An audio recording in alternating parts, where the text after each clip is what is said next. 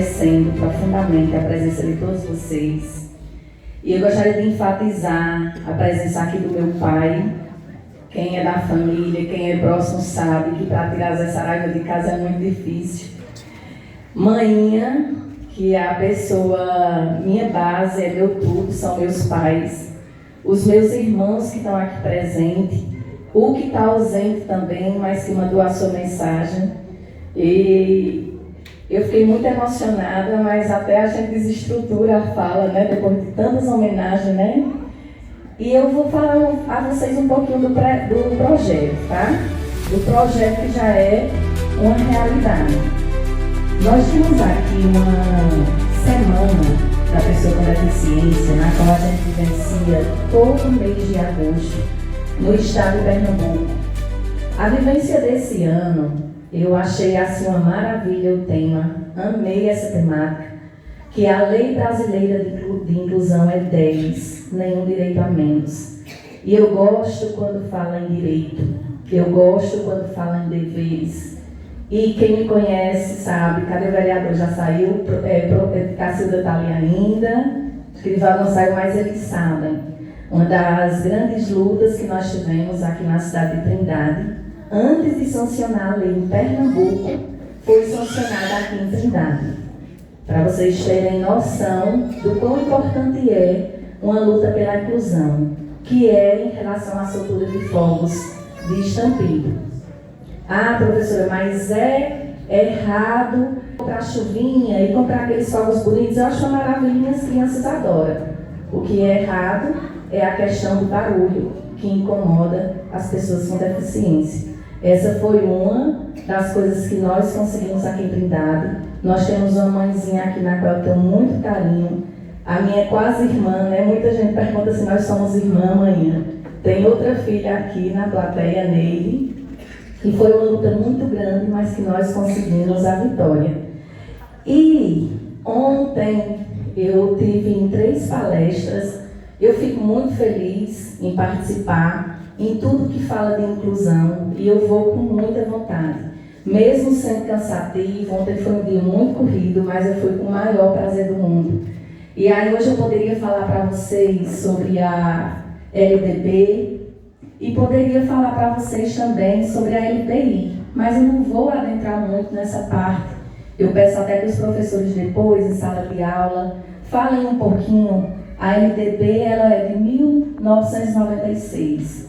É uma lei muito velha já, né? E as pessoas não entenderam direito que a lei dizia, que era garantir os direitos de todas as pessoas. E quando fala todas, são todas. Mas ainda ficou muita gente sem entender. Aí veio a LBI, que é a Lei Brasileira de Inclusão, que ela é de 2015. É por isso que essa temática desse ano é ela, porque está completando 10 anos. E nesses 10 anos nós tivemos vários avanços, mas nós ainda não estamos onde nós devíamos estar. É por isso que eu sou militante da causa, é por isso que eu ainda falo muito inclusão, porque precisa chegar para todas as pessoas. Eu preparei aqui alguns versos, que agora eu fiquei até sem jeito, diante de Esdras. Sempre que tem algum evento aqui na escola, eu pedi a Esdras, é com você. Nosso pai Raimundo também, que é um pai muito presente, no qual eu tenho um maior carinho. Eu preparei aqui para a gente falar em verso. A lei da inclusão já grita, 13.146. Diz que direito é garantido, não de nenhuma vez. É cidadania escrita no papel e na nação. É igualdade assegurada, não para viver de ilusão. Acessibilidade é ponte que a justiça construiu. É a chave da liberdade que abre as portas do Brasil. É rampa, braille, é libras, é transporte preparado. É respeito em cada canto, em espaço estruturado. Capacitismo é ferida que ainda insiste em ferir. É olhar que desvaloriza, tentando o outro medir. Mas lutar contra esse mal é dever da sociedade. Eficiência não é falta, é forma de identidade. No trabalho é garantia, ter a porta aberta sim, que a chance seja justa, do começo até o fim. O valor de cada ser não se mede em condição, mas na força do talento e na garra em sua mão. Na saúde, o compromisso é cuidar com atenção, oferecer tratamento sem qualquer discriminação. É cuidar de fundamento que precisa ser cumprido, é tratar cada pessoa como ser único e querido. Na escola acessível, cresce o sonho a prosperar, professor e estudante, juntos podem caminhar. Educação transforma o mundo, abre trilha, abre vez, ensinar é dar ao outro, dignidade e altivez. Por isso, nesta semana, nossa voz vai se elevar. Inclusão não é favor, é direito a se afirmar. Se o amor ainda faltar, que reine ao menos respeito, pois ser diferente é força, nunca foi nenhum defeito. Com essas palavras, eu resumo o que é a Lei Brasileira de Inclusão, onde é um direito que deveria ser garantido, mas que infelizmente ainda são muitas falácias e poucas ações. Com isso, o que me levou a escrever esse livro é uma frase que eu acho muito forte e eu gosto de mencionar porque a cabeça pensa onde os pés pisam, e foi nesse chão que eu tive um olhar diferente. Quando bem no início, junto com o professor Alderice, que eu tenho muito a agradecer por essa noite também, eu sei que a luta foi grande com todos que fazem a Escola Apolinário. Nós tivemos muitas vivências, desde o nosso estágio na pós-graduação de Psicopedagogia Clínica Institucional. Foi aqui onde eu tive o primeiro contato com esses estudantes e com certeza mudou o meu olhar por conta das vivências que nós tivemos aqui. Aqui eu preparei para vocês algumas vivências que nós tivemos aqui na IPAMA, junto com toda a equipe, que foi a linha do tempo da inclusão. Nesse, nós fomos sala por sala, explicando, ensinando como era antes, como é agora e como nós pretendemos que seja, como diz a lei. Não sei se todos sabem, mas antes, lá no passado, as pessoas que nasciam com alguma deficiência, elas eram mortas, muitas vezes por seus familiares. E eu lembro que quando nós estávamos preparando esse projeto, a gente ficava pensando se realmente falava com essas palavras ou não. E nós chegamos num consenso que sim, foi muito duro, foi muito pesado e a gente tem que falar a verdade. Vocês podem olhar, que vocês encontram no YouTube, muita criança acorrentada, muita criança presa e muita criança que foi morta por conta da deficiência.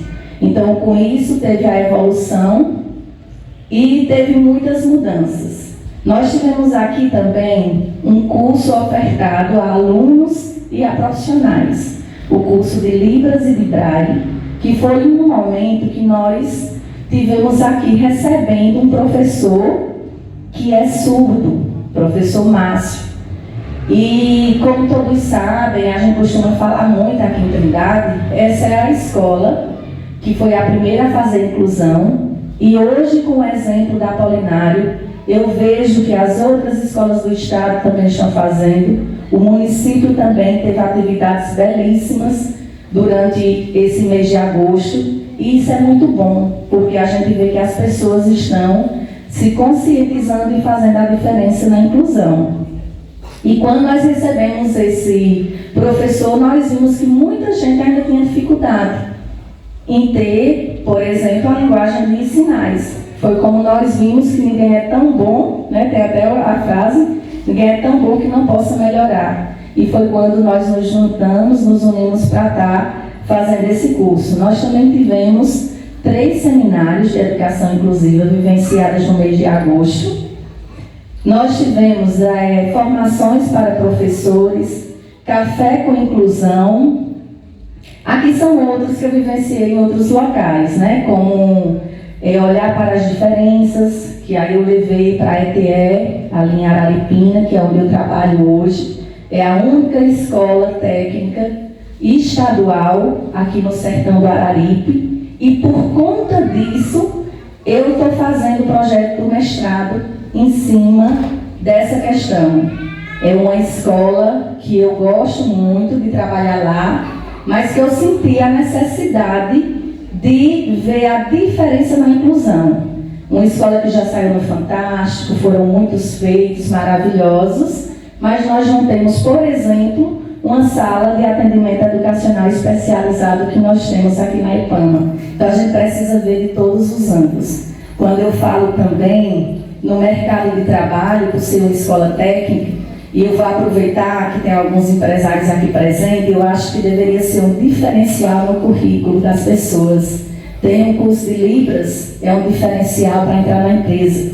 Porque hoje, se nós estivéssemos aqui com um aluno surdo e fosse abastecer em algum local, talvez a gente não tenha pessoas preparadas para receber esse professor surdo daqui, por exemplo. Se nós formos na saúde, será se tem um médico que a gente exalta tanto essa profissão, né, de medicina? Será se nós temos médicos preparados para receber uma pessoa surda? Então são coisas que a gente precisa pensar, são coisas que a gente precisa ter um olhar diferente para poder fazer a diferença.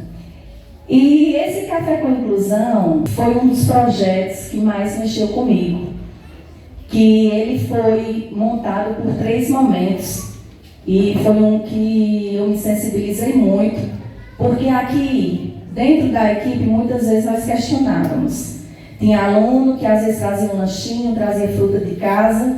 Tinha outros alunos que muitas vezes não tinham cinto, colocavam uma tirazinha para segurar as calças. E a gente ficava questionando, cadê o BPC? Eu acho importante a gente falar isso, até a nível de conhecimento de todos, porque a gente escuta muitos julgamentos com as mães de famílias com deficiência e a gente precisa ter muito cuidado, porque nós não calçamos os sapatos deles. E nessa primeira vivência, de tanto a gente questionar esses alunos, muitas vezes faziam um evento e as mães não vinham e a gente ficava cobrando. Eu disse, o primeiro momento será com as famílias, porque a gente precisa perguntar, precisa questionar o que é que está acontecendo, porque elas não chegam para junto, a gente está tentando e cadê elas? E eu mesma questionei muito isso. No primeiro encontro, que foi com as mães, naquela roda de conversa, eu comecei a instigar essa questão. E eu ouvi uma palavra de uma mãe, que inclusive eu conversei com ela hoje, que eu nunca esqueci. Que ela disse assim, professora, nós estamos cansadas.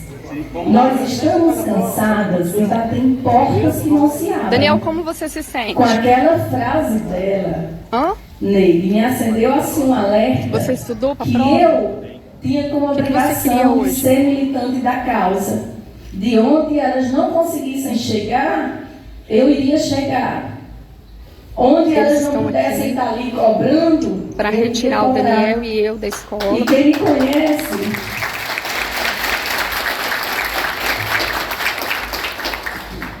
conhece, que os jovens estão se perdendo nas drogas. Um aluno autista é retirado da escola forte. E não vai poder fazer. De lado, eu estou lá. Se eu votei, eu cobro. Se eu não votei, eu cobro. E eu cobro de um jeito, não é chegar queimando pneu com essas coisas, não. Eu chego, eu peço, eu faço ofício. Se não der certo, aí eu junto mais pessoas, eu uno forças, porque a gente precisa chegar longe nele. Porque essas mães, elas já encontraram muitas portas fechadas. Elas não têm mais força. Não é um aluno autista é retirado da escola. Mas elas estão cansadas. E não vai poder fazer. Muitas portas fechadas. Professora Valcicleia sabe, os demais professores também, que há um tempo atrás a gente recebia muita mãe aqui que dizia, eu fui em tal escola e eles disseram que não tinha como matricular o meu filho, disseram que lá não tem profissional. Chega em escola privada, não, aqui não tem profissional para seu filho, não, procura uma escola pública. E a LDI, ela garante esse direito.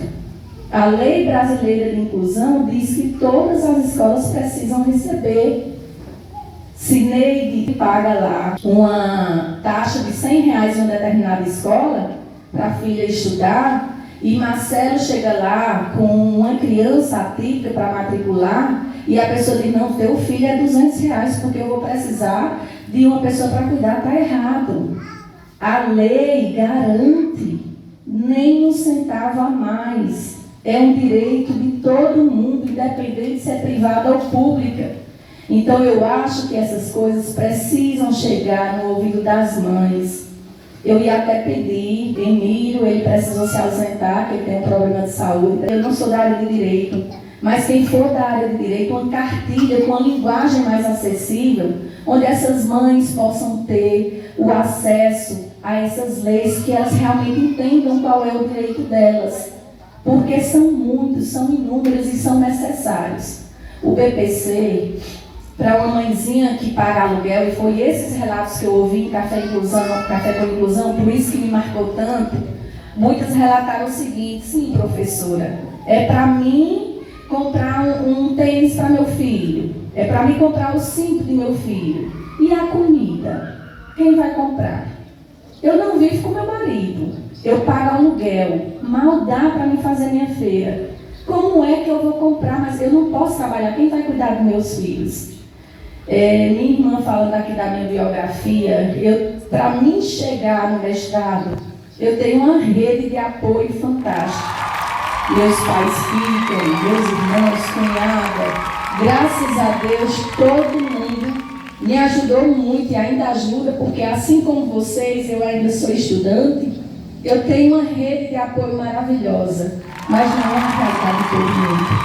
Tem muitas mães que não têm ninguém para ficar com seus filhos. Então, como essas mães vão trabalhar?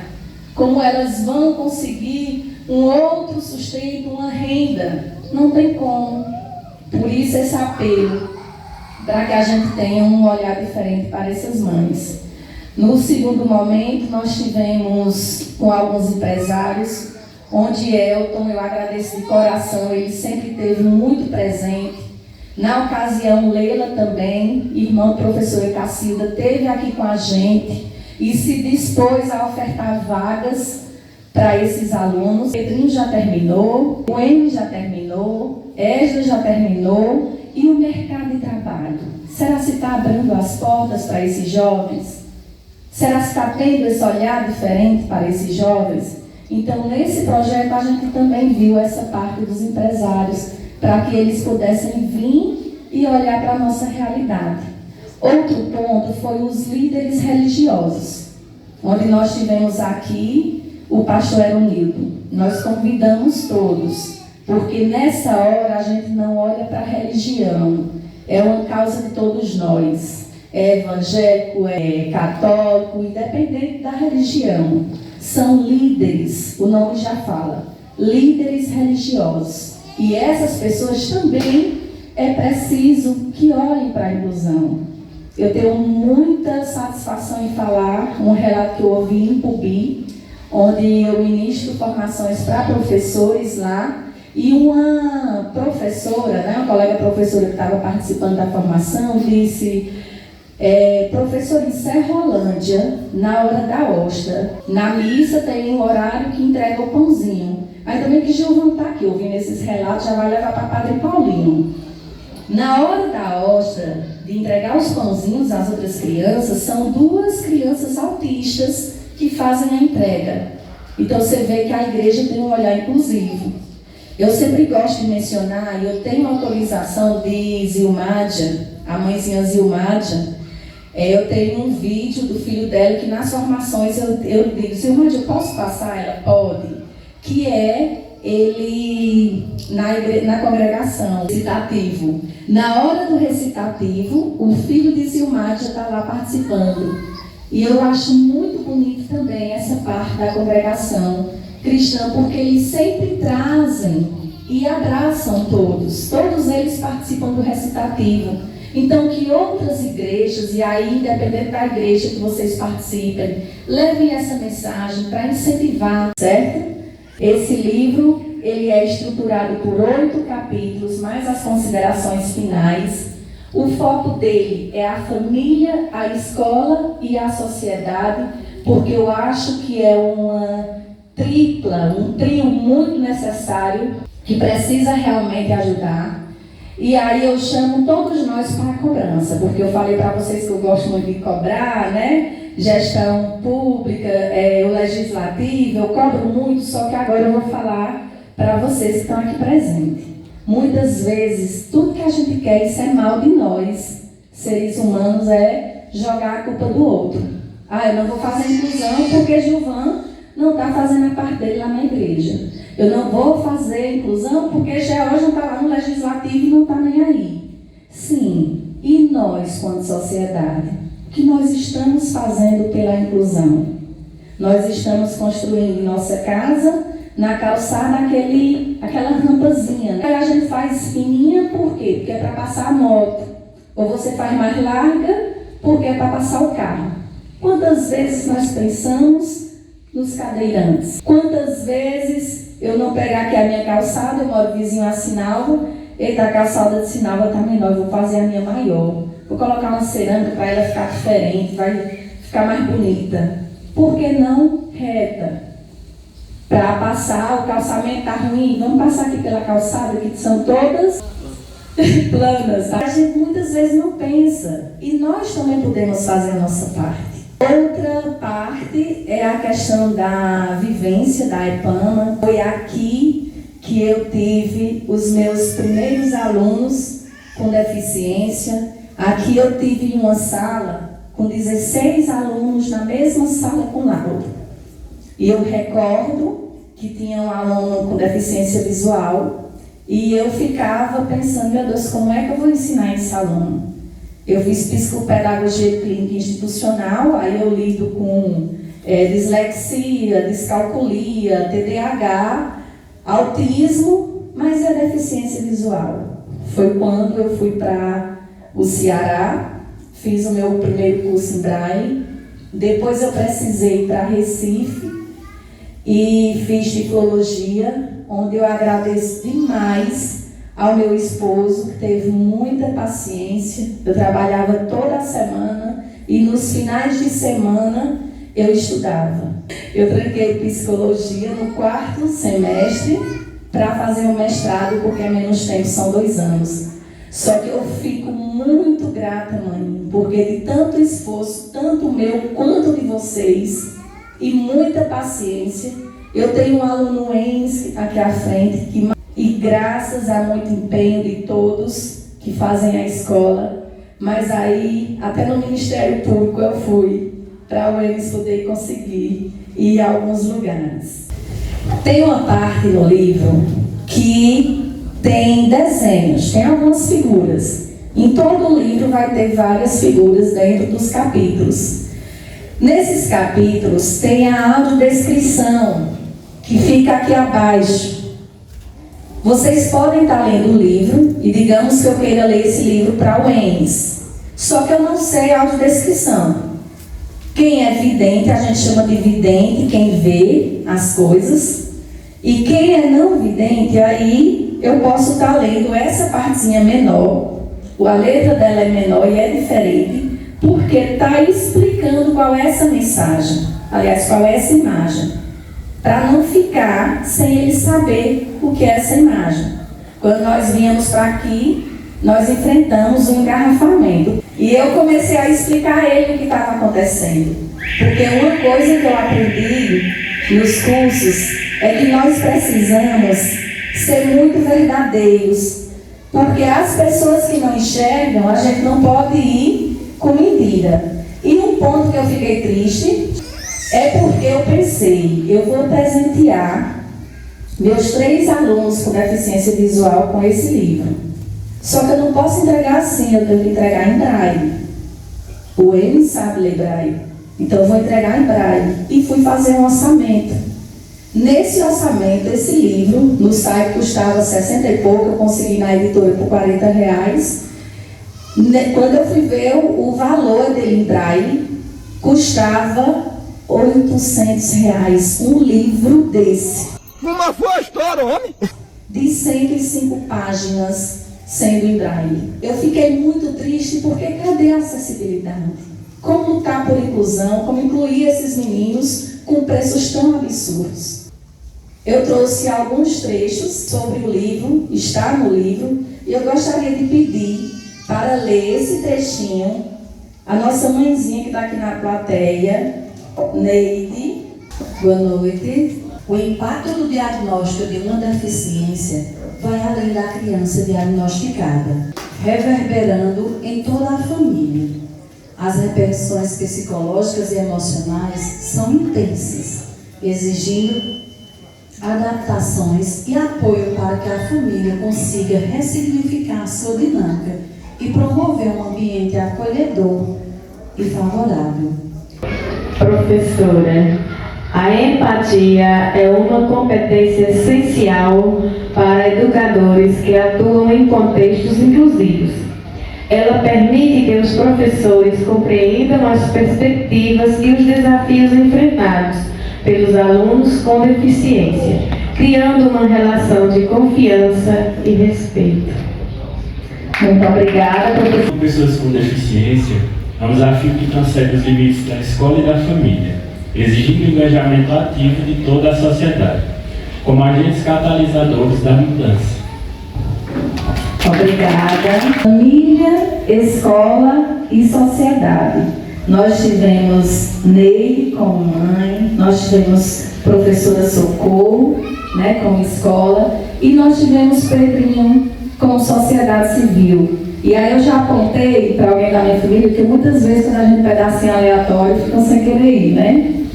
E eu tenho em mim, e é isso que me fez também na escrita do livro, eu falo muito isso, na minha tese eu defendo muito essa questão também, do nada sobre nós sem nós. Eu não poderia pedir a algumas pessoas para lerem sem o agente principal, que é o que nós estamos aqui lutando. Então eu vou pedir ao aluno Luenes que... A deficiência não define ninguém, mas sim as oportunidades de acolhimento e respeito, sim, podem transformar vidas. Essa frase, a frase está no livro dela, diz muito também sobre mim, né? Sou uma pessoa com deficiência que tive oportunidades de acolhimento e respeito. Então, quando eu vim aqui na escola, no primeiro ano, que eu vim cancelar minha matrícula porque eu tinha perdido a visão do nada, assim. E nossa igreja falou comigo, que a gente é uma escola inclusiva e a gente pode sim dar aula para você aqui. Então você não precisa cancelar sua matrícula. Então, depois daí, nesse dia, a minha vida se tornou uma jornada, porque se nesse dia a diretora falasse, tudo bem, então vamos cancelar sua matrícula, eu não estaria aqui hoje. E são com alunos como eles, quando eu digo a vocês, eu já tinha mandado a frase para ele, eu disse, Elis, e agora não tem a impressora em braille para você fazer a leitura. Mas as pessoas com deficiência visual, eles têm uma capacidade muito grande de concentração. Não é que seja o QIA+, é porque quando nós somos videntes, qualquer coisa tira a nossa atenção com muita facilidade. E no caso das pessoas com deficiência visual, como eles não enxergam, então a capacidade de concentração deles é maior porque eles se concentram no que nós estamos falando. E quando eu mandei para ele, uma coisa que eu acho bem interessante, aqui é a única escola do Sertão do Araripe que tem uma impressora em braille, que é Carisma. Agora, no município, salvo engano, e eu gosto de falar isso quando eu vou em algum local, a escola da Coab, Escola Gilney, que mãe trabalhou lá há muito tempo. A escola Gilney, se eu não me engano, já tem uma impressora em braille. E eu fiquei imensamente feliz, porque eu sei que é caríssima e é muito necessário, né? Que bom que tem. Então, com isso, eu vou falar um pouquinho desse aluno, João Paulo, que ele é um aluno com autismo, e ele me fez vencer uma barreira muito grande. Quando eu falo que eu aprendo muito mais com eles do que eles comigo, eu não estou mentindo. Meus filhos devem estar brincando por aí, mas eles são testemunha que eu tenho muito medo de roda gigante. E meus filhos me pediam para ir na roda gigante, eu sempre pedia ao pai, vai Marcelo, que eu tenho medo, vai que eu tenho medo. E uma vez eu estava na fila com minhas crianças e meu esposo, e meu aluno chegou lá. A mãe já é uma senhora de idade, e ele ficou, tia quer. Eu olhava para ele e dizia, meu filho, justo a roda gigante. Eu sinceramente, eu não estou acreditando nisso, não, que eu estou vendo, não. Vamos ao brinquedo, tia quer. Aí eu disse, eu vou ter que ir. E com ele eu aprendi a não ter mais medo de roda gigante. E fui com ele e com meu pequenininho. Outro ponto importante que eu chamo a atenção para o esporte, eu não sei se aqui ainda tem, mas tinha uns buraquinhos, aqueles entrada de ventilação, que são vários bem pequenininhos. E ele sempre ficava jogando bolinha de papel e ele não errava uma. Aí eu lembro que uma vez eu chamei o professor de educação física, eu digo, dá para levar ele para incluir nas brincadeiras, porque ele é muito bom de basquete. Pode colocar uma cesta, porque se ele acerta um buraquinho desse, ele acerta também numa cesta. Então são coisas, não é minha área, eu não tenho habilidade para a educação física, mas são coisas que se você olhar, com um olhar inclusivo, você consegue identificar no que pode incluir aqueles alunos.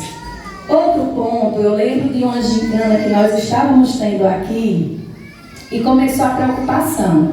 Nós só temos um cadeirante, Paulo Mateus, na escola. Como é que nós vamos incluir nas brincadeiras? Aí eu pedi licença, a professora disse, espera um pouquinho. Fui lá no PAF, que eu quero agradecer, não está aqui, mas eu agradeço todas as vezes que eu precisei. E eu já precisei várias vezes para fazer dinâmicas na escola. Eles sempre me emprestam. Fui lá, peguei cadeira de roda e eu disse, vamos ver quem chega lá na trave primeiro. E daí, depois, foram todo mundo, começaram a brincar de quem chegava lá primeiro e ele ficou incluso nas brincadeiras. Inclusive, eu até perdi, né?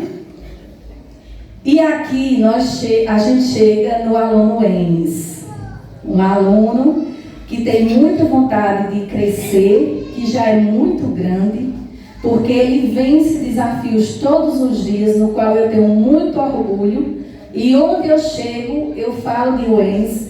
Inclusive no meu livro, eu fiz uma dedicatória ao Enes, porque ele sempre me surpreende.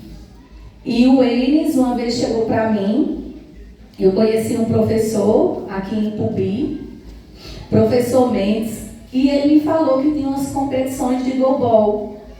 E quando falou sobre essas competições, eu lembrei que o Enes podia se enquadrar nesse esporte. Foi quando nós fomos até em Pubi, pela primeira vez, que é essa foto. E é aí onde eu admiro, e eu faço questão de falar que eu admiro meu esposo, quando eu digo, eu falei, eu vou fazer isso. Ele está bom, vai. Mas ele me incentiva e me apoia. E nós fomos até em Pubi, foi lá onde tudo começou. Hoje o Enes é medalhista, já foi para Recife, já foi para São Paulo. No início algumas pessoas não queriam deixar, mas nós procuramos o promotor e graças a Deus deu certo. Hoje ele já tem 18 anos, já tem passaporte. Ele vai para Recife, vai para São Paulo e vai também para o Chile. Então, assim, são avanços que só se você tiver muita vontade, você consegue chegar. Obviamente, com o apoio de todos nós, como sociedade civil. Então, ele é inspiração para nós. E dentro dessas inspirações, eu gostaria de passar esse vídeo. Esse vídeo, pessoal, eu acho bem interessante. E quando vocês acharem que uma pessoa com deficiência não é capaz, vocês lembrem desse vídeo, tá? Que é sim, e que a gente pode incluí-los nas atividades.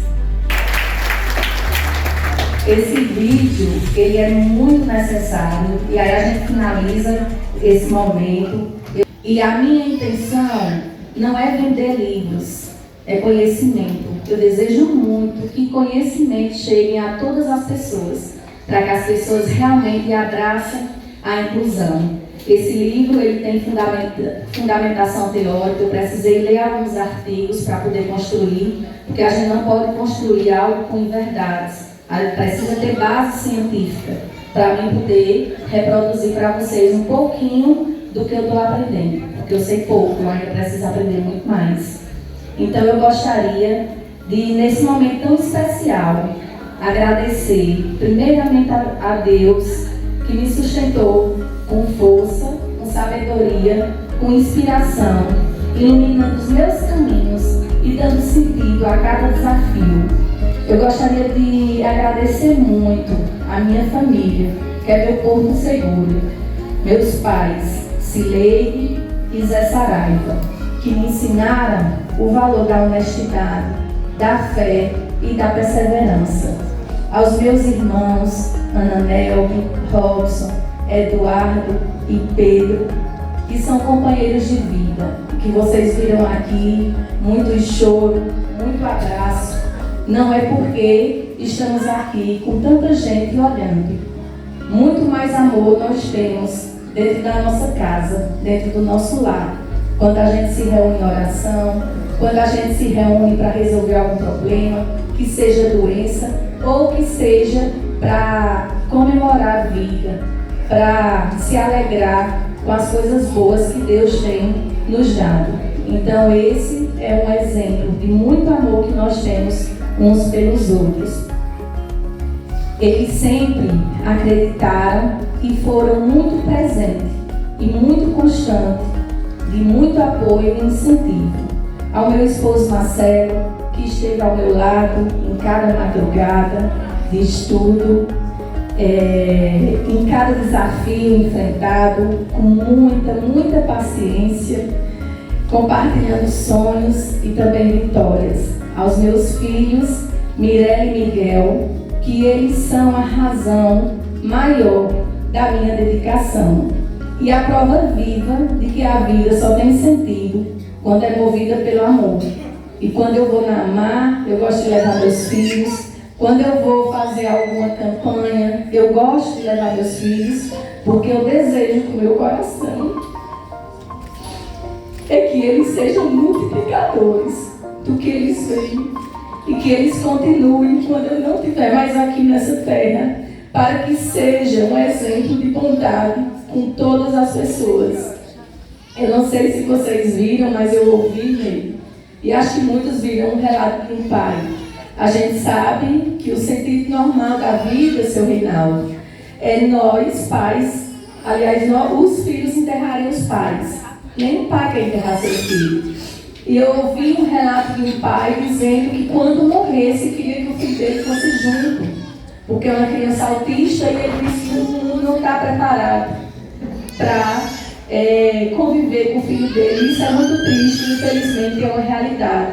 Então que todos nós, eu acredito que aqui tem muitas mães, muitos pais, possam chegar até seus filhos e falar quando tiver um coleguinha que tem alguma deficiência, que vocês falem para eles se abraçarem, para incluir nos trabalhos, para chamar para a equipe, para que a gente consiga ver a mudança, principalmente no futuro, quando nós não estivermos mais aqui. Meu reconhecimento também ao meu professor Paulo Roberto, não está aqui presente, mas eu faço questão de mencioná-lo. Ele foi referência nesta caminhada acadêmica e tem me orientado com sabedoria e muita paciência e humildade. Agradeço ainda ao meu aluno Enes e a todos os meus alunos que são inspiração diária e razão maior para acreditar que a educação ela transforma vidas.